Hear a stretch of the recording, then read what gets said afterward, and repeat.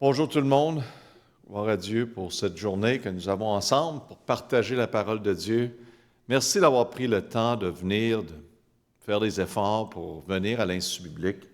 Je sais que ce n'est pas toujours facile, mais c'est merveilleux que vous êtes vraiment en dessous de la parole de Dieu, vous êtes enseigné par la parole de Dieu et vous avez l'opportunité de mettre cette parole en pratique, amen, à travers de votre semaine, dans votre foyer, à l'école, peu importe où vous allez. Donc, on veut mettre cette parole en pratique et on va commencer avec la BIBLE, la parole de Dieu, et par la suite, on regardera à notre leçon. La BIBLE, quel livre merveilleux, et j'y tiens ferme, j'y crois toujours. La BIBLE, la Bible. Amen. Je pense que vous la savez, cette cantique-là. Hein? Ça fait peut-être 4 ans que je la chante à tous les fois. J'espère que vous la connaissez. Leçon numéro 7, comment gérer le découragement. Comment gérer le découragement? On va prier notre Père, on te remercie pour cette journée. Père, on te rend gloire pour cette opportunité, encore une autre fois, pour être enseigné de ta parole, que toi, tu as préservé pour nous à ce jour, qui s'applique dans nos vies, qui nous aide, qui nous instruit, qui nous corrige, qui nous encourage. Et donc, Père, fais ton travail dans nos cœurs à travers ta parole aujourd'hui. On prie au nom de Jésus-Christ. Amen. Le découragement est l'une des armes les plus efficaces de Satan contre les chrétiens. C'est décourager les chrétiens afin d'être efficaces pour le royaume de Dieu. Donc, qu'est-ce que le découragement? Décourager veut dire priver de confiance. Enlever la confiance ou priver d'espoir, décourager, intimider. En voulant dire nous empêcher d'avancer ou d'avoir l'espoir pour avancer. Et c'est ça que l'adversaire peut faire. Il peut seulement envoyer des flèches, n'est-ce pas? C'est le seul pouvoir qu'il a. Et le pouvoir que l'adversaire a contre nous, c'est le pouvoir qu'on lui donne. Si on permet ces flèches de nous atteindre, de nous affecter, de nous décourager, il va avoir fait son travail. Mais on va voir aujourd'hui comment faire face à le découragement. Et avant de vraiment rentrer dans l'étude, il y a 3 étapes de découragement. Premièrement, quelqu'un peut être découragé d'une façon légère. Numéro 1, c'est léger. C'est des problèmes mineurs, et on peut dire des problèmes de chaque jour et pressions qui affectent nos émotions. Et cela vient régulièrement, bien sûr. Numéro 2, fort. La deuxième étape, c'est fort, problème majeur ou pression qui affecte notre esprit, au point que les autres le remarquent en nous. Remarquent ceux qui vous sont qui sont les plus proches peuvent penser qu'ils ont causé votre découragement, à moins que vous les réassurez. Parfois, les personnes autour de nous vont dire « Ah, je suis-tu la raison pour ça? » Non, il faut les réassurer qu'on passe un moment, bien sûr, de découragement. Et donc, on va à la 3e intensité, on peut dire, de découragement. La plus pire, c'est désactivant. Désactivant, ou qu'on est rendu vraiment sans espoir, ou qu'on perd tout espoir. Désactivant. Des problèmes ou des pressions accablantes qui nous privent de notre force spirituelle, mentale, émotionnelle et physique. Notre cœur fond en nous et nous n'avons ni désir, ni énergie, ni capacité de continuer. C'est probable que vous avez vécu dans un moment comme ça. Mais ça, ça démontre les 3 étapes de découragement et on voit les causes de découragement. Et ça, c'est très important à comprendre qu'à la base de chaque découragement se trouve un mensonge de Satan. Donc, à la base, se trouve un mensonge. Donc, le découragement est bâti, établi sur un mensonge qu'on permet de grandir et de bâtir dans notre vie. Et si on prendrait le temps de regarder, examiner, à la base se trouve un mensonge. On s'est fait avoir. La peur, c'est à la base souvent, n'est-ce pas? L'incrédulité, l'amertume, l'appointement sur soi ou la condamnation sont tout basés sur les mensonges de Satan. Et souvent, le monde ne voit pas les façons de l'adversaire. Vous savez que l'adversaire n'est pas compliqué. Il utilise les mêmes façons pour décourager les chrétiens. Leur dire, à travers de la peur, les empêcher. L'incrédulité, l'amertume, bien sûr, la condamnation. La cause profonde, et ça c'est tellement important, parce qu'il faut réagir à ces mensonges de bonne façon. Non réagir d'une façon de s'éloigner, d'être découragé, puis de manquer d'espoir. Non, pas du tout. Mais de réagir en offense. Et la cause profonde, c'est abaisser. Abaisser le bouclier de la foi. Donc, on a les flèches de l'adversaire qui sont vraiment lancées à travers de la peur, l'amertume, l'incrédulité.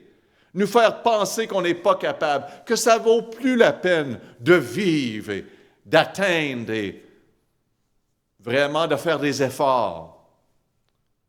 On devrait tout lâcher. Ça, c'est des flèches. Et le problème, c'est quand le bouclier de la foi est abaissé et mis à terre sur le sol pour un moment, et on essaie de faire face à ces choses de notre façon, basées sur nos expériences, au lieu de prendre le bouclier de la foi, la parole de Dieu, pour éteindre toutes ces flèches de l'adversaire, tous ces mensonges de l'adversaire. C'est pour ça que la Bible dit en Éphésiens 6, 16, « Prenant par-dessus tout, le bouclier de la foi par le moyen duquel vous pourrez éteindre tout. » Ça ne dit pas en partie, ça ne dit pas certaines flèches de l'adversaire, éteindre tous les traits enflammés du malin. La parole de Dieu, mes amis, est très, très puissante et très claire.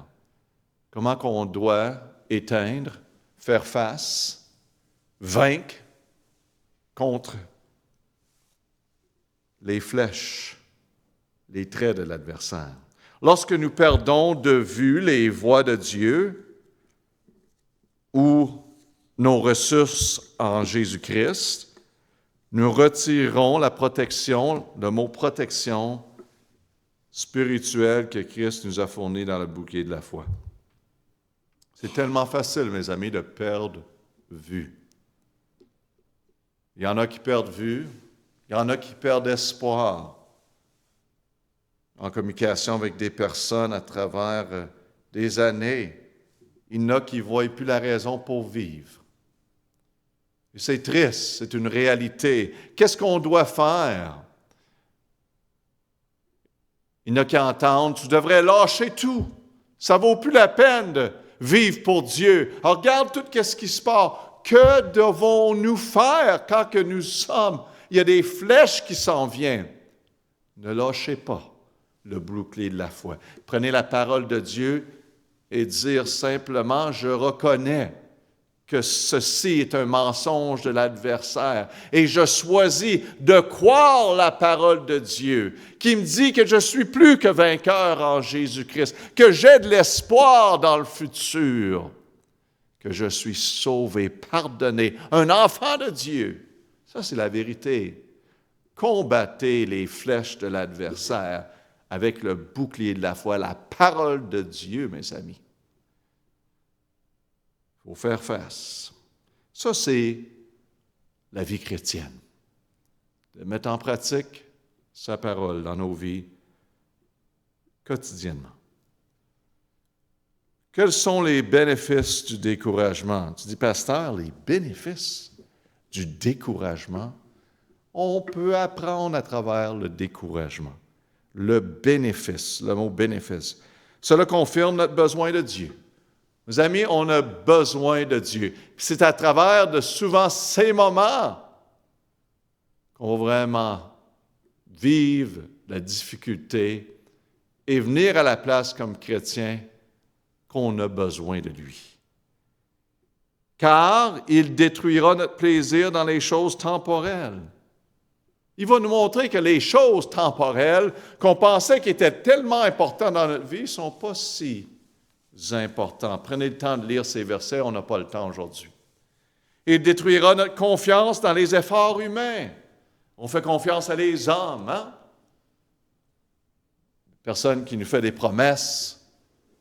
Le Seigneur veut qu'on mette notre confiance en lui et en lui seul, donc il va détruire ces choses et souvent le chrétien, la personne va devenir découragée. Il y avait tellement d'espoir que les choses allaient bien aller. Mais c'est un rappel par notre Seigneur, dans sa bonté, mets ta confiance en moi. Il a ordonné que notre faiblesse, sa force, soit rendue parfaite. Amen. Car c'est dans nos faiblesses qu'il démontre sa force. Amen. Le mot « force » soit rendu parfaite. Donc, il y a des bénéfices, même si on ne les aime pas, de moments de découragement. Le Seigneur utilise ça. Étape pour vaincre le découragement, les étapes pour vaincre, le mot « vaincre », le découragement. Premièrement, éliminer toute culpabilité. Satan essaiera d'utiliser nos échecs, le mot « échec », passé, les échecs du passé. Hein? Il y en a sûrement une liste.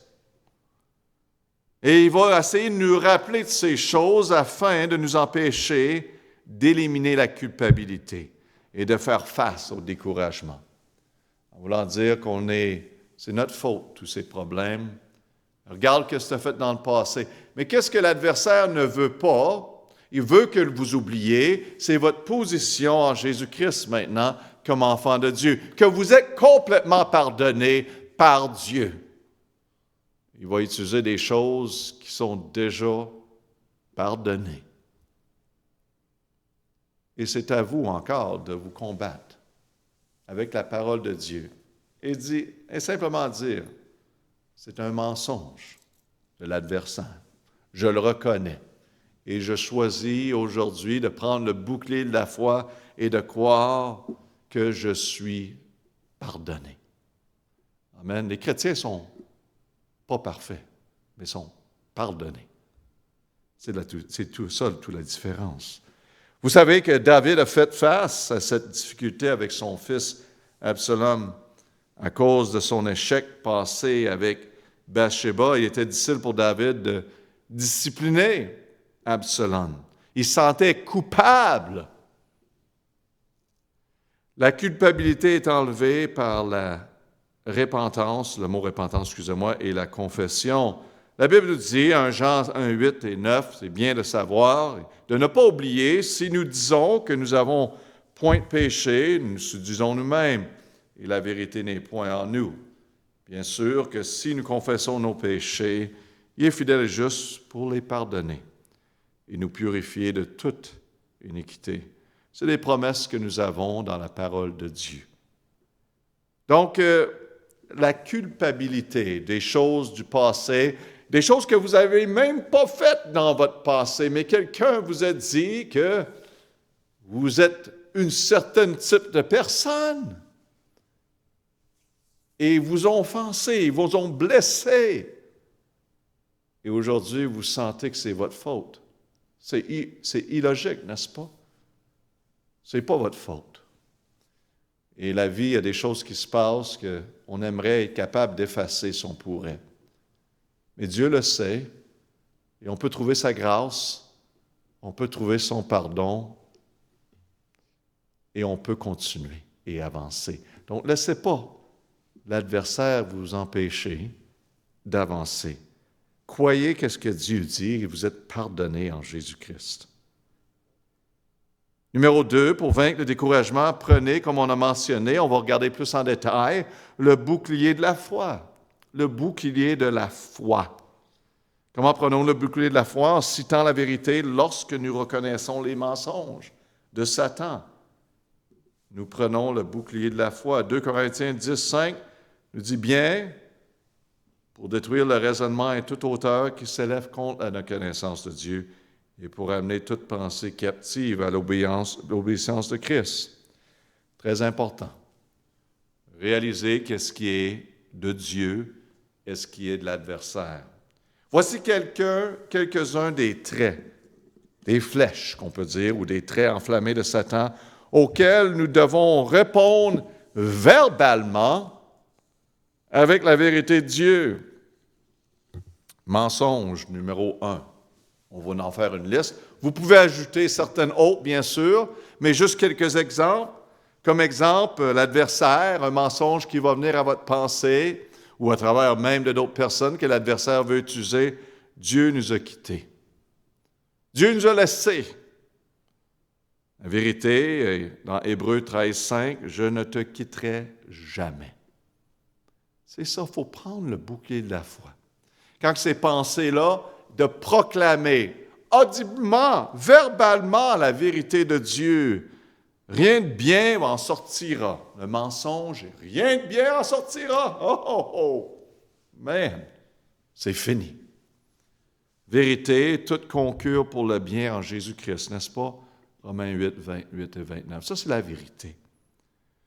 Simplement citer ces vérités-là dans des moments que les flèches s'en viennent. Un autre mensonge, les gens nous blessent. En voulant dire, les gens nous blessent, on va s'éloigner de tout le monde. Mais Jésus dit, allez, prêchez l'Évangile à tout le monde. Donc, si on conclut, l'adversaire veut qu'on pense que le monde va nous blesser, c'est sûr que du monde, plusieurs ne sont pas gentils, je sais. Amen. C'est la réalité. Mais on continue d'aimer comme le Seigneur l'a fait. Les gens nous blessent, la vérité, ce n'est pas contre la chair. Donc, nos batailles, c'est des batailles spirituelles. Nos batailles, ce n'est pas les autres. Ils démontrent un certain niveau de méchanceté, oui, je comprends ça, mais c'est l'adversaire à travers de eux. Ce n'est pas nos batailles spirituelles. Notre bataille spirituelle est contre l'adversaire, et donc la façon de vaincre, combattre, c'est avec la vérité, avec la prière. C'est la seule façon. Jésus le démontre. La parole de Dieu est claire à ce sujet. On l'entend, mais on se trouve souvent à faire notre bataille contre les autres. Donc, un autre mensonge, Dieu nous punit. Dieu nous punit. Souvent, le monde va dire ça pour contrôler, manipuler. Dans les églises, Dieu va vous punir si vous faites passer et faire ça. Hein? C'est comme Dieu est là, puis pou, il essaie de punir tout le monde. Mauvaise conception de Dieu, malheureusement. Mais il y en a qui vont faire ça afin de contrôler, manipuler le monde. Sachons la vérité, car le Seigneur châtie ceux qui aiment. Donc, Dieu permet des choses dans nos vies. Et oui, il veut nous conduire envers lui. Et si on s'égare, on s'éloigne, Dieu va tout faire pour nous apporter, basé sur son amour. Pas qu'il est en train de rendre notre vie misérable afin de nous punir, ce n'est pas son but. Mais Dieu va faire ce qu'il doit faire afin de nous apporter à lui. Donc, je vous encourage, mes amis, venez envers lui. Envers lui continuellement. Vous n'êtes pas parfait, mais marchez dans la bonne direction envers lui. Mensonge, nous sommes faibles. Et que tu es faible, hein? Nous sommes faibles. La vérité, c'est car ma force s'accomplit dans la faiblesse. Amen. Mais en Jésus-Christ, nous sommes capables, nous sommes forts, nous sommes plus que vainqueurs. Donc, on combat les mensonges avec la vérité. Prenez le bouclier de la foi. Numéro 3, étape pour vaincre le découragement, encourager notre cœur dans le Seigneur. Notre cœur dans le Seigneur.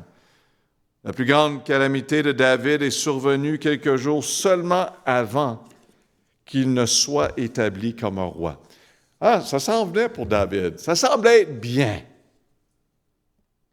Et vous savez, quand les choses avancent dans la vie, on s'attend à quelque chose de grand. Souvent, ça commence à chauffer, n'est-ce pas? Des adversités s'en viennent. Dans 1 Samuel 36, on voit ici la situation. Et David fut dans une grande détresse, car le peuple parlait de le lapider. Imaginez-vous, tu t'en viens être roi, puis là, le peuple tombe contre vous. Quelques jours avant de devenir roi, tu sais que le Seigneur t'a établi. Oui, tu le sais. Mais tu penses dans ta tête, si je devrais être le roi, que le Seigneur va s'arranger que tout le monde suive. Et ça va être merveilleux et simple. Mais regardez bien, car tout le peuple avait l'âme pleine d'amertume, chacun à cause de ses fils et de ses filles. Mais David, qu'est-ce qu'il a fait? Se fortifia en l'Éternel, son Dieu. Vous savez que vraiment des moments, on devrait en tout moment, mais il y a des moments qui nous reste juste à l'Éternel à regarder. Parce que les autres ne sont pas du tout là. Satan nous apporte souvent les plus grands découragements juste avant. Juste avant que Dieu ne réalise nos attentes. Dieu est en train de faire quelque chose de grand. Il va se manifester dans une grande façon. Mais juste avant. Souvent, le découragement s'en vient. On fait confiance en Dieu. Dieu le permet afin qu'on fasse confiance en lui. L'adversaire veut nous détruire. Dieu veut nous bâtir. Incroyable, n'est-ce pas? C'est pour cette raison qu'il nous avertit de ne pas abandonner. Dans Galates 6:9 nous dit, « Ne nous lassons point de faire le bien, car nous moissonnerons dans la saison convenable si nous ne nous relâchons pas. » Comment nous encourager, nous, dans le Seigneur? Nous ne devons pas permettre à notre esprit, à notre volonté et à nos émotions, qui représentent notre âme, de communiquer avec notre esprit. Qu'est-ce qu'on veut dire avec ça? Ça ne se passe pas entre nous ou qu'on essaye de se convaincre dans notre esprit. On essaye nous-mêmes de s'encourager à part du Seigneur, mais plutôt faire tous les efforts pour que l'Esprit de Dieu, à travers de sa parole, l'Esprit parle à travers de sa parole, communique avec notre esprit, ou que l'Esprit de Dieu communique en nous. Ce n'est pas juste nous autres qui disons « OK, là, il faut que je le fasse. Oh, il faut que je fasse des efforts. » À moitié épuisé, essayer de se convaincre, mais laisser l'Esprit de Dieu, la parole de Dieu, nous encourager, faire un travail en nous. Nous laissons l'Esprit de Dieu communier avec notre esprit à travers les psaumes. On peut identifier avec David à travers de ses psaumes. Et si vous êtes découragé par l'échec ou le péché, lisez Psaume 32 et 51. Personnalisez-le, mes amis.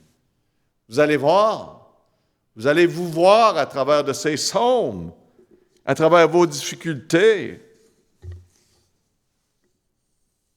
Si vous êtes découragé par le rejet, par les amis, citez Psaume 35 et Psaume 55.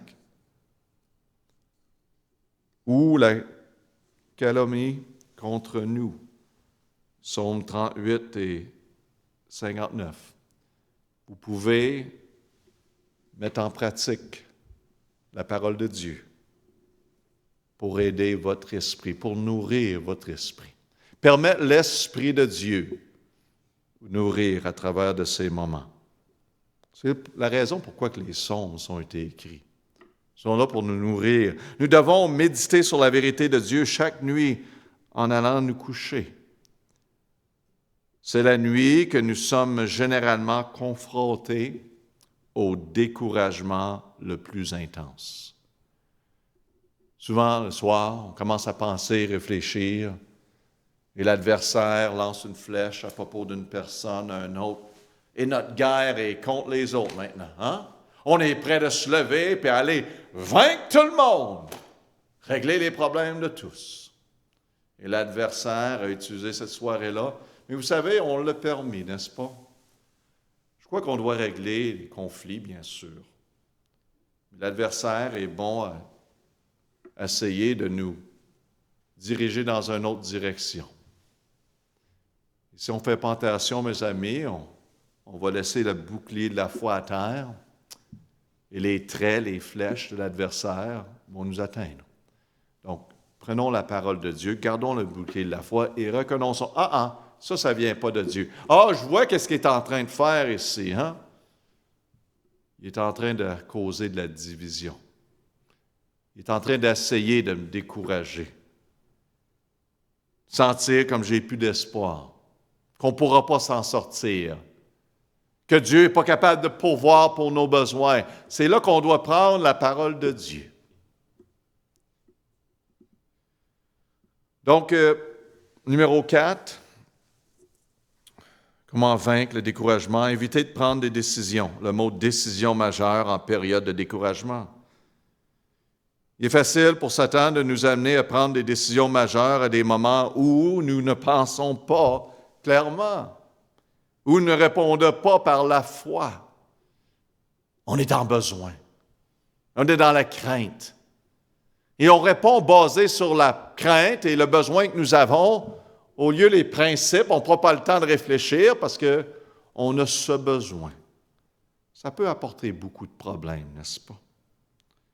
Ne doutez jamais dans l'obscurité de ce que Dieu vous a montré dans la lumière. Wow, ça c'est bien. Si Dieu vous montre clairement dans les moments de la vie simples, les moments de jour à jour, vous montre que c'est sa volonté pour accomplir dans votre vie, puis c'est clair, c'est évident. Vous êtes en paix, les autres sont en paix. Dans les moments difficiles, l'obscurité, c'est encore la bonne décision. Doutez-le pas. Parce que c'est sûr que quand l'adversaire fait penser, Dieu vous appelle à un certain ministère, à aller à un certain endroit, accomplir quelque chose. Vous avez cette vision, vous êtes excité, vous allez dans un autre village, une autre ville. Dieu vous permet d'y aller, poursuivre votre éducation, votre vocation. Sachez qu'il va y avoir des adversités qui vont suivre. Il va y avoir des moments d'obscurité dans votre vie où que vous allez commencer à douter. Basé sur qu'est-ce qui se passe, vous allez conclure parfois, j'aurais dû jamais faire ça. Mais c'était clair, dans la lumière, c'était vraiment la direction où vous devez aller. Ne doutez jamais dans l'obscurité. Ça fait partie de Seigneur de bâtir le caractère dans votre vie, de changer votre vie. Laissez pas l'adversaire vous décourager. Numéro 5, comment vaincre le découragement? Offrez des remerciements, des louanges au Seigneur. Tous les jours. Plusieurs fois par jour, mes amis. C'est important de se rappeler les bénédictions de Dieu envers nous et de le remercier pour ce qu'il fait. 1 Thessaloniciens 5,18 nous dit « Rendez grâce en toutes choses ». Vous savez, quand le roi Josaphat et l'armée ont chanté et loué le Seigneur, Dieu a tendu une embuscade à leur ennemi. Ils ont loué le Seigneur et Dieu s'est occupé de leur ennemi, complètement. Il y a une puissance spirituelle à louer, le mot louer. Une puissance spirituelle quand le peuple de Dieu le loue. Audiblement. Allez-y. Merci. Gloire à Dieu pour cela. Merci Seigneur pour tous les bienfaits.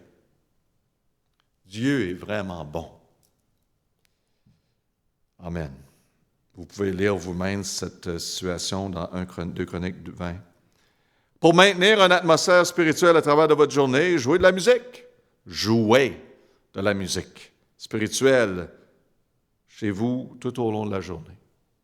Quand je dis jouer, je ne parle pas de vous. Si vous voulez, vous pouvez, mais simplement, vous avez de la musique, vous avez peut-être Apple Music là-bas ou la bonne musique spirituelle que vous pouvez mettre sur votre téléphone. Laissez jouer la bonne musique spirituelle qui nourrit votre esprit, qui vous encourage de louer Dieu. Moi, je laisserais ça ouvert. Je laisse la musique ouverte souvent. Dans notre foyer, on a de la musique. Ça nourrit l'esprit. Ça nous aide de se concentrer sur lui. Moi, ça élève mon cœur envers lui. C'est ça que ça devrait faire. Parce qu'on est dans une bataille spirituelle. Et il y a des flèches, des traits qui sont envoyés continuellement. Et on doit garder notre pensée envers lui. Être prêt à faire face à ces traits. Numéro 6, souvenez-vous du processus de naissance, de mort et de réalisation d'une vision. En voulant dire, mes amis, la vie, il y a un procès. Et Dieu a mis en place un procès. Donc, quand vous passez à travers du procès, c'est comme une naissance d'un enfant. C'est tout un procès, hein? On est heureux, il y a une grossesse et on travaille et on va à l'hôpital ou quoi que ce soit, l'enfant s'en sort et il y a de la douleur, n'est-ce pas? Et après ça, l'enfant. Wow! C'est merveilleux. Donc, il y a un procès dans la vie. Et même dans nos vies, des fois, on est excité que Dieu nous donne une vision afin d'être utilisé par lui. Et Dieu nous a donné une idée, une vision, une direction pour notre vie. Let's go! Amen. Et par la suite, Dieu nous permettra ensuite de vivre la mort d'une vision pour bâtir, le mot bâtir notre caractère. C'est exactement ça qu'est-ce qu'il fait. Donc Dieu nous donne une vision et après ça, on dirait, wow! Dieu, tu m'as dit, tu m'as donné un désir pour ceci d'accomplir et de faire, d'aller dans cette direction-là, mais ça ne semble pas. J'étais excité il y a quelques semaines, mais maintenant, connaissez le procès. Dieu est en train de bâtir le caractère. Il est en train de vous aider à vous préparer à ce qui s'en vient. Et la vision, Dieu accomplira alors sa vision à travers de nous d'une manière surnaturelle. Donc Dieu se manifeste, la résurrection de la vision. On a plusieurs exemples dans la Bible, on n'a pas le temps d'en regarder plusieurs, mais parlez à Joseph. Parlez à Joseph si vous pouvez, un jour vous allez parler à Joseph au ciel. Mais Joseph lui-même, il s'en va très excité, Dieu l'envoie, il s'en va vers ses frères, les promesses, un jour qui va vraiment être une position très élevée. T'es excité! Et par la suite, ses frères sont en train de le prendre, de le mettre dans un piège, tirent dans un trou, et on se demande qu'est-ce qui va arriver. Même lui-même, et même il s'en va, il est élevé à une position avec le roi, et le roi le met en prison. Wow! C'est comme, wow, on a de l'espoir, ça va bien, et boum! Il a gardé confiance en Dieu, n'est-ce pas? Esther, elle a fait tout ce qu'elle pouvait. Une femme qui craignait l'Éternel, la nouvelle du roi qui allait tout tuer les Juifs. C'était quelque chose. La mort de sa vision. Bien sûr, est allée d'une façon respectueuse envers le roi. Dieu s'occupait de tout. La résurrection de la vision. Dieu se manifestait. Abraham avec son fils, la même chose. Les apôtres, imaginez-vous comme apôtres. Jésus est en train de les enseigner. Ça va bien, des miracles, des grandes choses, des personnes qui sont converties. Mais il a été crucifié. Wow, vous parlez de la mort d'une vision.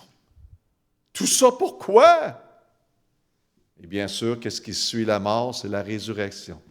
Jésus est ressuscité. Voyez-vous le procès de Dieu? Soyez patients à travers de ce procès, en faisant confiance en Dieu, qui sait exactement qu'est-ce qu'il fait. Même si vous ne savez pas qu'est-ce qu'il est en train de faire, il est en train de travailler, il va faire son travail et l'accomplir à travers de vos vies, c'est certain. Numéro 7, ça va bien, on continue plus rapidement. Partagez vos luttes avec des chrétiens matures qui peuvent prier pour vous et vous conseiller en cas de découragement. N'hésitez pas de partager. Parfois, nous sommes réticents à dire aux autres que nous sommes découragés. Nous voulons que les autres croient que nous sommes forts. Hein? Donc, si on est fort, on ne peut pas dire à quelqu'un qu'on est découragé. Non, pas du tout. On peut. On croit que nous sommes forts et capables de surmonter rapidement les défis.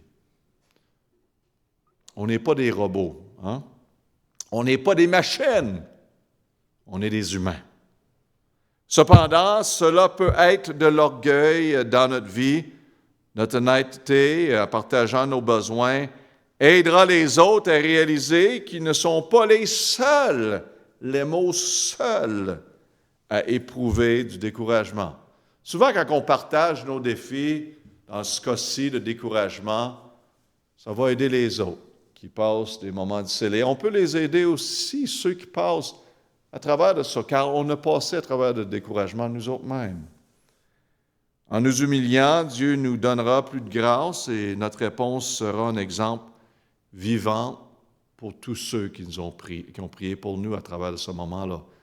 Ils ont remercié Dieu également.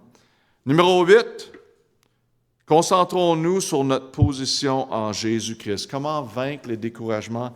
Concentrons-nous sur notre position en Christ. Considérons ce que Christ a enduré pour glorifier Dieu et assurer notre salut. Il a tout fait ça, afin que Dieu soit glorifié et qu'on ait un salut qui est secure et sûr en Jésus-Christ. Parce que nous sommes en Christ, nous sommes capables d'entrer dans sa victoire sur Satan. Nous pouvons accomplir cette victoire en citant Romains 6, 1 et 11 et replacer les mots découragement au lieu de péché. Regardez bien, on va lire Romains 6, 1 et 2, puis où que ça dit péché, on va mettre découragement. Êtes-vous prêts? Que dirons-nous donc? Demeurons-nous dans le découragement afin que la grâce abonde?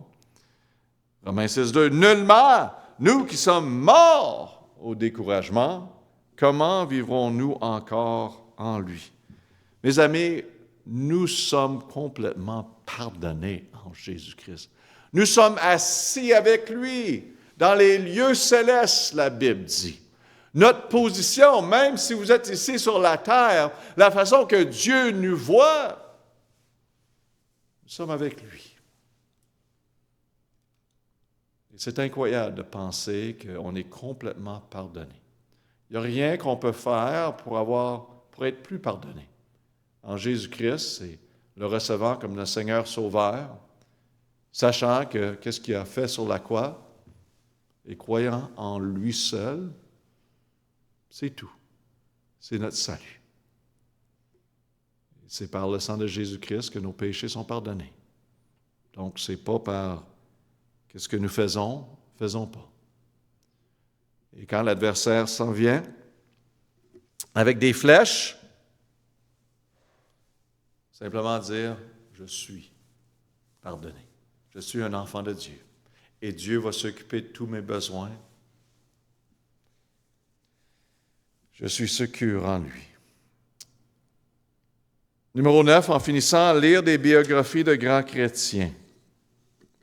C'est bon de voir ce que les autres ont vécu, de lire des livres Et j'espère que vous avez accès maintenant, à travers l'Internet, vous avez accès à des bons livres des chrétiens. Nous découvrons de chaque personne que Dieu a utilisée puissamment à travers des périodes de grand découragement. Ils ont tous subi. Les personnes que Dieu a utilisées ont passé des grands moments de découragement. L'œuvre de Dieu dans leur vie nous offre une perspective importante. Nous sommes capables de voir nos problèmes dans une perspective plus large et de découvrir le but, le réconfort, la direction de Dieu. Et c'est exactement ça que ça fait quand on entend et on voit qu'est-ce que les autres ont passé à travers, afin qu'on puisse les aider à travers des mêmes choses, qui nous console dans toutes nos afflictions, afin que par la consolation dont nous sommes même consolés de Dieu, nous puissions consoler tous ceux qui sont dans quelques afflictions. Hein? C'est tout un ministère, n'est-ce pas? Dieu nous permet de passer à travers ces temps afin de quoi? De partager et d'aider avec les autres qui peuvent passer à travers. Mes amis, nous avons la solution. Nous avons la parole de Dieu afin de vaincre le découragement. Nous avons de l'espoir. Et allons-y avec la parole. Donc, Père éternel, on te remercie grandement pour cette simple étude. Aujourd'hui, tu connais les cœurs, tu sais exactement où ils sont. On réalise que l'adversaire peut simplement lancer des flèches. Et on peut choisir de le croire ou de rejeter. Aide-nous aujourd'hui de reconnaître que ces mensonges sont de l'adversaire et de faire face à ces mensonges, ces traits, ces flèches, par la parole de Dieu. Et de les rejeter, de choisir de croire. Parole de Dieu. Donne-nous grâce, aide-nous. On prie au nom de Jésus. Amen. All right. Bonne journée. Que le Seigneur vous bénisse, mes amis. Heureux d'être sauvés. Amen. C'est merveilleux.